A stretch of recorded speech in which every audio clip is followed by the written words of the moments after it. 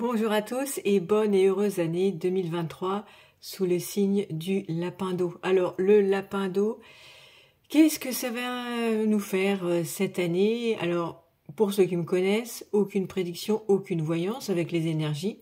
C'est l'énergie qui nous est proposée. Maintenant, elle va nous impacter de différentes façons entre notre énergie qui nous est propre et puis les événements qu'on traverse dans la vie. Donc, je vais commencer par les bonnes nouvelles pour ceux qui vont vraiment être alignés et profiter pleinement de cette énergie, c'est-à-dire qui vont être vraiment en accord avec l'énergie de l'année. Je parlerai d'innovation, de créativité, d'idées nouvelles, essayer des nouvelles choses, vraiment quelque chose qui vient de notre imaginaire, quelque chose de profond qu'on a en nous et qui émerge. Donc on est vraiment dans quelque chose d'ouvert, un petit peu un univers caché qui va pouvoir s'exprimer sous forme de créativité, de nouvelles expérimentations. Est-ce que ça va être le cas pour tout le monde? Non, parce qu'on n'a pas les mêmes potentiels, la même énergie. Pour certains, ça va plutôt amener des blocages. Qui dit blocage dit challenge et dit aussi changement. Pour d'autres, ça sera en demi-teinte. Donc, je vous invite à revenir vers moi pour pouvoir analyser ce qui va se passer pour vous cette année et comment faire en sorte que cette énergie soit la plus productive pour vous et puis anticiper les challenges et avoir une meilleure compréhension de ce qui se passe dans vos vies.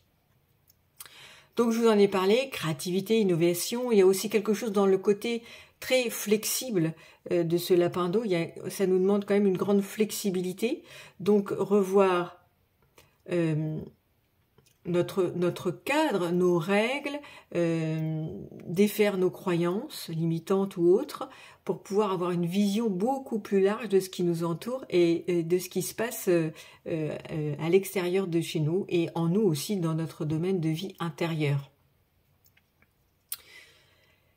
Je vous en ai déjà parlé et je le répète, les années répondent à une logique énergétique cyclique, c'est-à-dire que il y a une logique dans les animaux, les énergies qui nous traversent. J'en parle d'ailleurs, si vous voulez aller plus loin et en savoir plus sur certaines énergies, allez sur mon site internet www.delphine-garnier.fr et vous allez retrouver mon article sur l'année du lapin d'eau qui sera beaucoup plus détaillé. En ce qui concerne cette logique, en 2020, on était dans l'année du raz de métal qui nous demandait un grand bouleversement, un grand nettoyage, un grand reset. Ensuite, 2021, l'année du buffle, c'est on pose ses valises, on nettoie le terrain. On fonde ses bases, en tout cas, on refait son territoire correctement, de façon imagée. 2022, c'est l'année du tigre, on s'enracine profondément avec quand même une ouverture sur l'extérieur. C'est-à-dire que on passe du buffle au tigre, c'est-à-dire quelque chose de très intimiste, limité, à une année 2022 où on demande de nous enraciner avec solidité, avec profondeur, pour pouvoir avoir aussi un pied à l'extérieur. 2023, c'est une suite logique par rapport à tout ce que je viens de dire, c'est-à-dire le grand ménage, on pose les fondations, on s'enracine, et là, 2023, qu'est-ce qu'on nous demande de faire?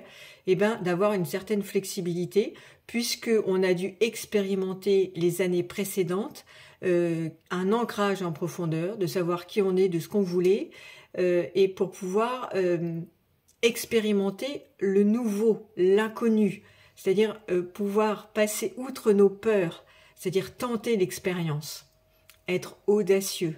C'est vraiment ce terme que je reprends plusieurs fois dans mon article, c'est l'audace qui doit nous pousser cette année. Encore faut-il avoir travaillé avec logique les années précédentes qui nous demandaient d'optimiser certains points de notre vie. Donc voilà pour cette année du lapin d'eau. Avec moi, vous savez que rien n'est écrit. Nous avons plusieurs chemins en fonction nous rencontrons plusieurs carrefours dans nos vies. À nous de prendre à droite, à gauche ou tout droit. Ça nous appartient. Ce sont des expérimentations. Il n'y a jamais d'échec.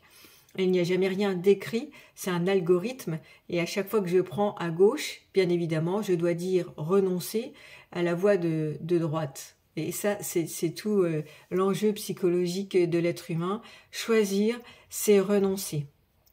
En tout cas, pour cette année 2023, je vous souhaite vraiment une excellente année. Pour les audacieux, ça sera certainement votre année.